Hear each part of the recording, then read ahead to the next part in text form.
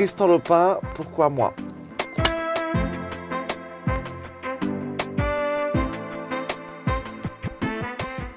Bonjour Tristan Lopin. Bonjour. Bienvenue dans le programme phare d'ApolloMagazine.fr qui est donc Pourquoi moi? Dans celui-ci, on va tenter d'analyser et de décrypter la voie qui vous a mené jusqu'au succès professionnel. Ouais. On va utiliser 3 outils que sont la généalogie, Ouais. donc l'étude des gènes, mais dans votre cas, plutôt les métiers que faisaient vos parents et grands-parents. Ouais. Ensuite, la graphologie, qui est l'étude de l'écriture. Et donc, on a demandé à une graphologue de se pencher sur les notes et la lettre manuscrite que vous nous avez envoyée en amont. Et dernière chose, donc l'astrologie, qui est l'étude de votre thème astral. Et une astrologue je suis trop content d'être venu du coup. s'est penchée sur vous. C'est des choses qui vous plaisent un petit peu? Ouais, carrément. Grave. Donc, avant de commencer tout ça, la première question à chaque fois est pourquoi vous, aujourd'hui, Tristan Lopin? Pourquoi moi? J'imagine parce que j'ai un peu d'actualité.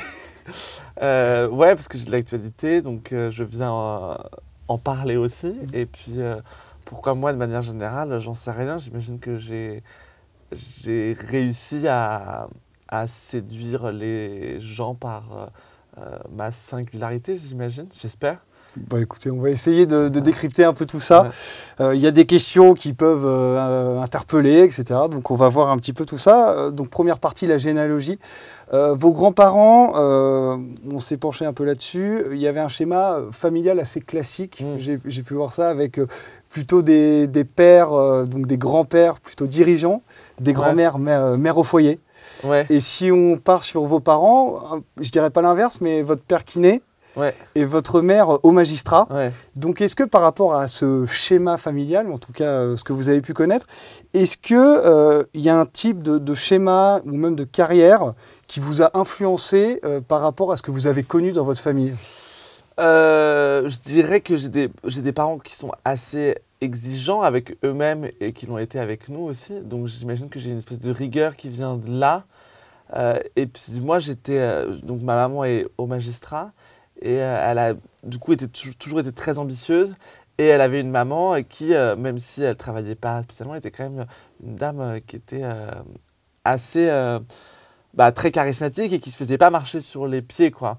Donc j'imagine que ça m'a influencé dans le sens où c'est vrai que j'ai beaucoup de mes proches qui n'ont pas forcément des mamans qui sont aussi indépendantes, aussi féministes. Ma mère, c'est vraiment quelqu'un, moi j'ai toujours vu la femme comme quelqu'un de très fort, de très powerful, quoi. Donc, j'imagine que ça m'a influencé, ouais, bien sûr. On va parler de votre mère, du coup, au magistrat. Vous l'avez un peu dit. Est-ce que quand on a une mère au magistrat, c'est synonyme de rigueur, de droiture et voire même un peu de sévérité? Est-ce que vous avez vu ça chez votre maman? Droiture et rigueur, ouais, parce qu'il y avait vraiment ce truc de... il fallait apprendre les leçons par cœur. Au mot près, il y avait un truc un petit peu... comme on dit souvent, les gens qui font du droit apprennent un peu bêtement les choses, parce qu'il y a tellement de choses à apprendre qu'il faut tout apprendre vraiment par cœur. Donc, il y a des moments où ça m'a beaucoup agacé, évidemment, mais où aussi ça me permet de me donner un cadre de travail, même aujourd'hui, alors que moi, je fais un travail qui est beaucoup moins rigoureux, entre guillemets, que la justice, qui est quand même quelque chose de plus encadré, quoi. Mais au moins, ça me permet de donner un cadre. Donc, j'imagine que ça me sert dans ce sens-là, ouais. Mais je pense qu'à la base, elle n'avait pas prévu que je fasse ce genre de métier non plus. Donc, La fibre artistique, quand je vois vos grands-parents ou même mes parents, n'est pas forcément là, donc ne coule pas forcément dans vos veines. Est-ce qu'il y a quelqu'un de votre famille, de votre entourage, que vous pourriez un peu, qui a pu être cette personne déclencheur, qui a vu ça chez vous, ou qui aurait pu vous lancer un peu là-dessus? Moi, mes parents quand même sont des gens qui bossent pas dans le milieu artistique, mais qui m'ont toujours beaucoup emmené au cinéma, énormément depuis tout petit, aller voir des films qui étaient vraiment pas forcément très drôles. Ni rien, ou au musée, ils lisent beaucoup, ils s'intéressent à beaucoup de choses en fait du milieu culturel. Donc dès que j'ai commencé à faire part de mes envies moi je voulais faire du cinéma, je voulais être réalisateur, etc. Ils m'ont toujours beaucoup porté, poussé à faire ce que j'avais envie de faire. Donc j'ai pas eu de personne qui évoluait dans ce milieu-là. Mais j'avais des parents qui étaient tellement ouverts à Curieux. ça. Curieux, ouais, vraiment. Enfin, moi, c'est les seules personnes, même aujourd'hui, qui voient des choses avant moi sur des sujets dont on pourrait penser qu'ils ne sont pas forcément hyper. Voilà, ils vont avoir 70 ans et encore. Ils sont très à la page. Ils sont très à la page. Enfin, moi, je me souviens, il y a 2 ans, où il y avait eu ce documentaire sur une petite fille trans qui était passé sur Arte et je leur avais dit il faut que vous regardiez ce documentaire-là parce que je trouve ça important de donner des clés aux gens D'une autre génération. d'une autre génération pour qu'ils comprennent des choses qui les touchent pas forcément directement. Et mon père m'a répondu non mais on l'a déjà vu. Et j'étais là ok. Enfin, et donc j'étais bête de penser qu'ils vous surprennent tous les jours. Ouais, je les trouve très ouverts à... Ouais. Voilà pour la partie un petit peu généalogie. On va passer, avant de passer à la graphologie, est-ce que vous êtes capable de nous donner, ou même est-ce que vous le connaissez, ce moment charnière dans votre vie qui a fait que vous êtes passé de Tristan Lopin, la personne, on va dire, normale sur une certaine voie, à Tristan Lopin, l'acteur, l'humoriste, etc. Est-ce qu'il y a un déclencheur, un moment charnière? Ouais, je dirais que moi j'ai... Bon, déjà, j'étais costumier, moi, dans le cinéma. J'ai fait un court-métrage avec Bérangère Krief, qui était déjà sur scène, mais qui n'était pas encore très connue. Elle m'a conseillé de monter sur scène après avoir lu des textes que j'avais écrits. Et j'ai commencé à prendre un peu des cours le soir, mais genre 3 heures par semaine à l'école du One Man Show. Et un jour, mon prof de théâtre se fait remplacer par un autre, Johan Chabot, qui me voit sur scène en train de jouer un texte que j'avais écrit moi. Et je me souviens, il me coupe un peu et il me dit je ne sais pas si tu cherches à monter un spectacle, mais moi, ça m'intéresse de te mettre en scène.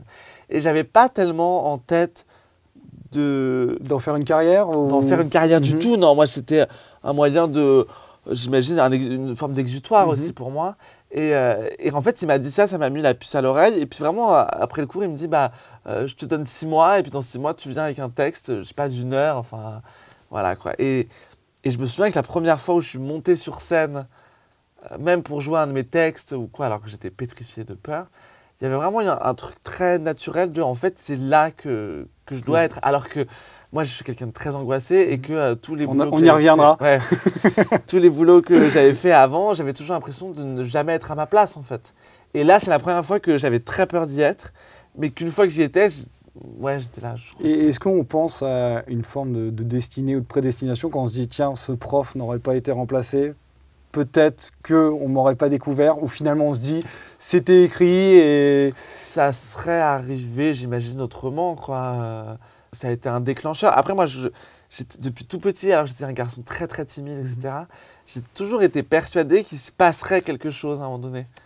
C'est un peu idiot de dire ça, mais j'ai toujours eu le sentiment nous disait la même chose d'ailleurs. Que je finirais par être un peu dans la lumière, d'une manière ou d'une autre.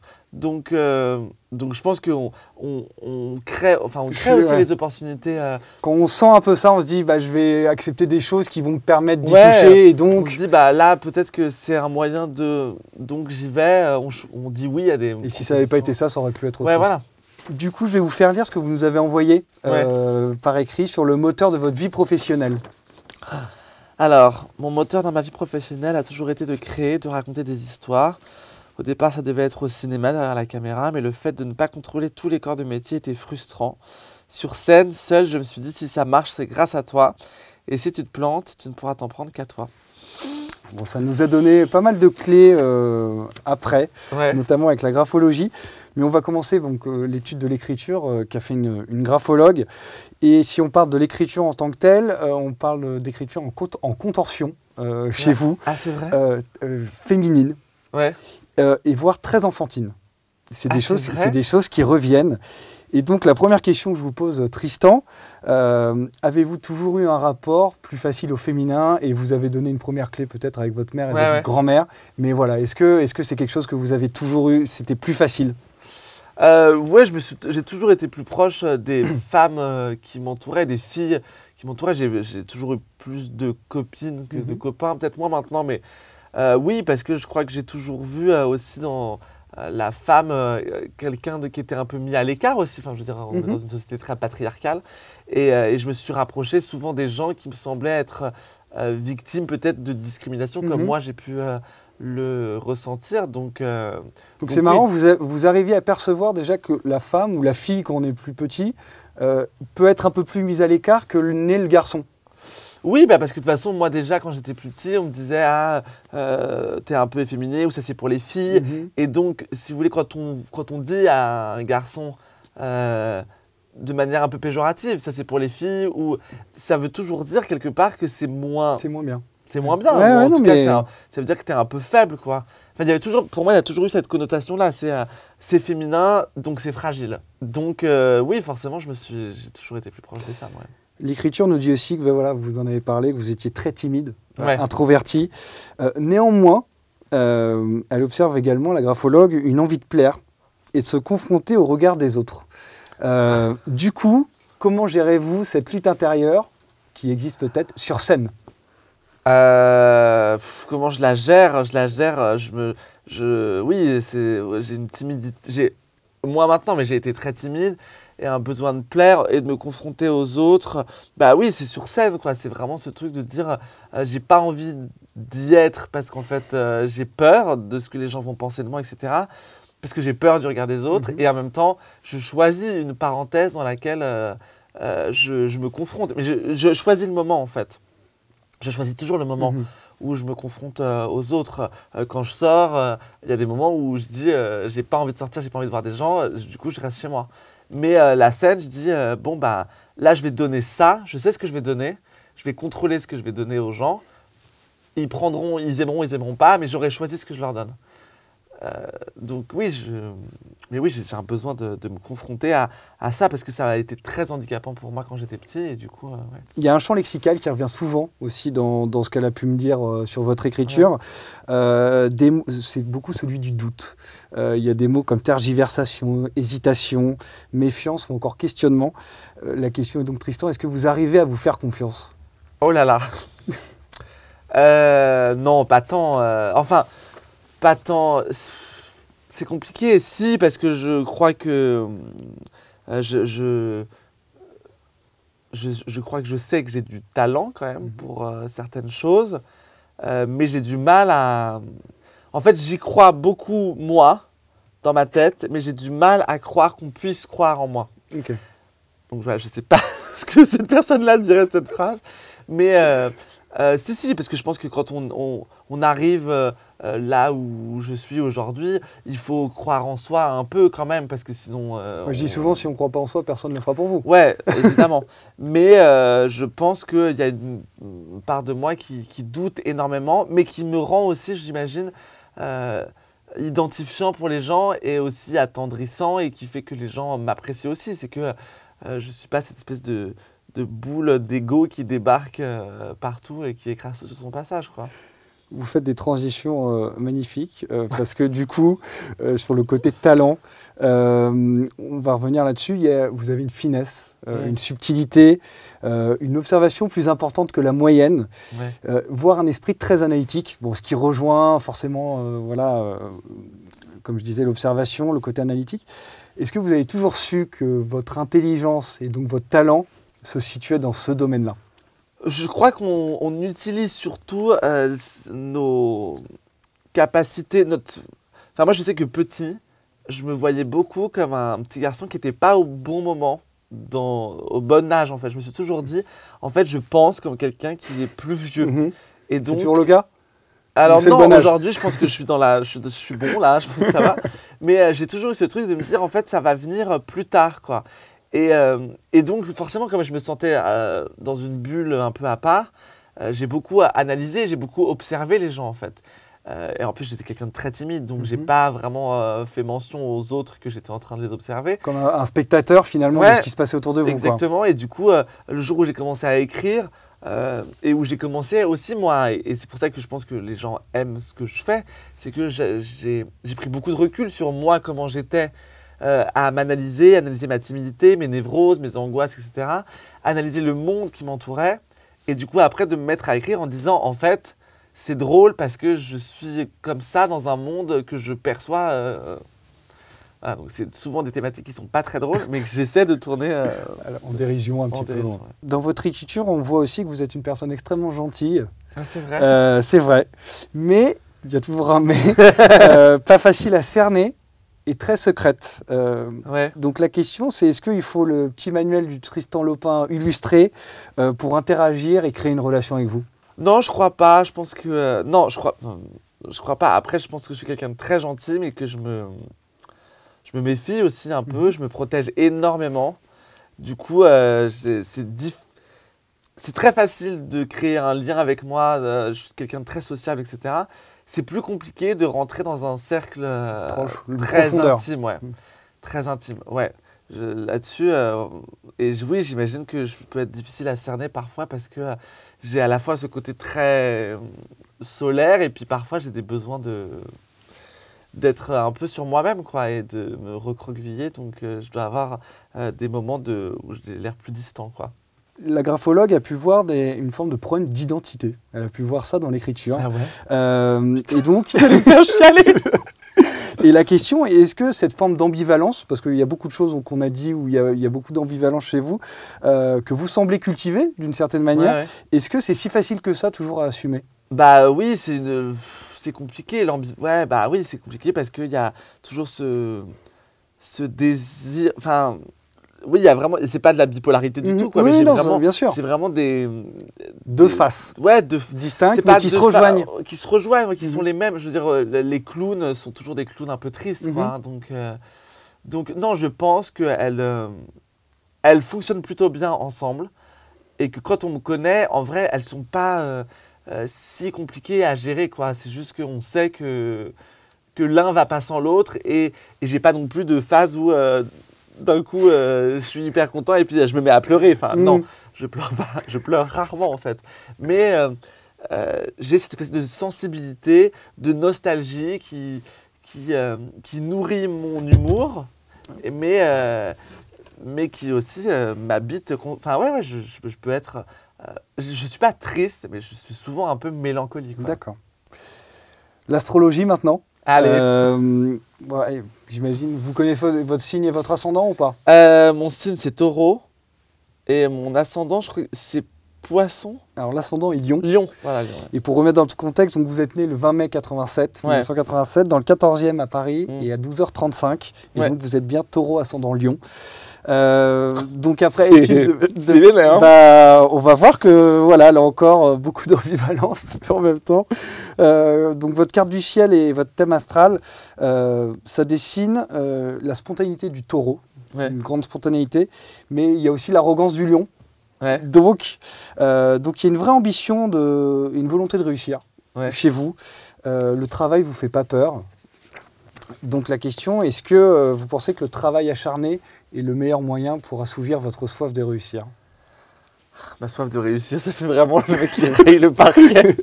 Je pense que le travail est la clé. La clé de tout. Ouais. Enfin, la clé de tout. Non, la clé de la réussite professionnelle.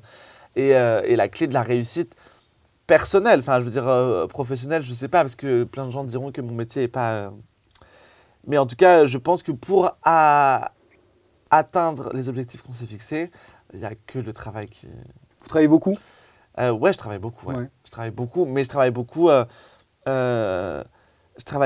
au quotidien. J'écris. C'est la notion de travail, en fait, c'est très différent. On est dans une société où il y a beaucoup de... Le travail, c'est de telle heure à telle heure. Bon, voilà. Et moi, le fait est que... Peut-être de moments de concentration, on pourrait dire ça comme ça. Et puis de créer du contenu qui n'est pas rémunéré. Enfin, je sais pas, je fais des trucs sur Instagram, etc. C'est pas payé. Mais c'est toujours cette idée en fait, on est dans un métier où il ne faut jamais lâcher le truc parce que... Il faut entretenir un lien avec vos fans. Les gens, et puis surtout... continuer de créer, d'avancer, de créer de nouvelles choses, de se moderniser, de changer de style, pour juste que les gens soient toujours sollicités et qu'on se dise c'est toujours bien en fait. Enfin, moi, alors c'est une névrose que j'ai de dire si je lâche, tout va s'arrêter et je pense que ça m'appartient aussi, mais oui, j'ai du mal à lâcher. On va rejoindre quelque chose que vous avez dit dans votre lettre, à savoir que endosser des responsabilités, ça ne vous effraie pas forcément et que la hiérarchie ou même une quelconque subordination, a priori, c'est pas trop votre truc. Non. Est-ce que cela fait de vous, et on revient aussi au terme que vous avez employé le terme contrôle tout à l'heure, est-ce que ça fait de vous un individualiste, un solitaire ou un contrôle fric? Un individualiste, je pense pas, non. Un solitaire, oui. À plein de moments, j'aime ma solitude. Enfin, j'aime être seul chez moi, j'aime pouvoir bouquiner, j'aime pouvoir regarder un film, ouais. Mais pas individualiste parce que j'adore les gens, vraiment, et que je me soucie beaucoup des gens qui m'entourent, donc je pense pas. Et le dernier, c'était... Contrôle fric. Et contrôle fric, carrément. À contrôle fric, carrément. Mais parce que j'ai... parce que voilà, je doute de plein de choses, mais que je suis sûr des choses qui me plaisent, moi. Donc, j'ai envie que ça soit fait comme je le vois. Mais après, c'est pour ça que je travaille beaucoup seul, etc. C'est parce que du coup, comme j'aime pas trop non plus blesser les autres, je peux avoir du mal à m'imposer aussi. Et du coup, j'ai tendance à dire, voilà, j'écris moi mon texte, machin, je le fais, ça vous plaît pas, bon, tant pis, moi, ça m'a plu de l'écrire. Voilà. Comment vous vivez la critique, par exemple, qui est normale dans votre métier? Je la vis bien quand elle est constructive. D'accord. Voilà, c'est un truc de... Non, je la vis bien quand elle est dite gentiment et qu'elle est bienveillante et qu'il y a une vraie critique derrière. Enfin voilà, si je me base sur les critiques des gens qui sont sur YouTube ou Twitter et qui disent c'est de la merde, ça c'est pas une critique qui me... Voilà, mais quelqu'un qui me dit... je sais pas, même pour une chronique sur France Inter, me dit celle-là, tu vois, je l'ai trouvée moins intéressante parce que... Et j'entends carrément. On va revenir aussi un peu, ça rejoint un peu votre mère, la grande rigueur, le côté autoritaire, organisé, sérieux, méthodique, des choses qui a priori vous définissent.